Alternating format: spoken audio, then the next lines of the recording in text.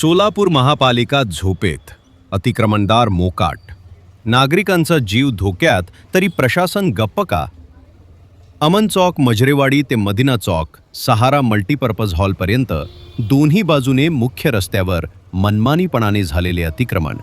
मुख्य रस्त्यावर किराणा दुकानदारांनी, हॉटेल व्यावसायिकांनी, पानट परिवाले, भाजी विक्रेते, two wheeler four wheeler garage मालक, छोटे मोठे कापड व्यावसायिक तसेच मॅरेज हॉलधारक बिनधास्तपणे फुटपाथ आणि सार्वजनिक रस्त्यावर अतिक्रमण करून नागरिकांच्या येण्या जाण्याचा मार्गच अडवत आहेत. रस्त्यावर रिक्षा उभ्या करणे, फुटपाथवर दुकान थाटणे आणि सार्वजनिक जागेचा खाजगी मालमत्तेसारखा वापर करणे हा प्रकार अनेक दिवसांपासून सुरू आहे.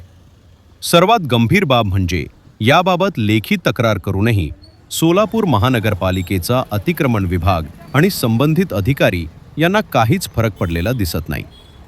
जनतेच्या तक्रारींची दखल घ्यायची नाही, कारवाई करायची नाही. मग हा विभाग नेमका कोणासाठी काम करतो असा प्रश्न नागरिक विचारत आहेत.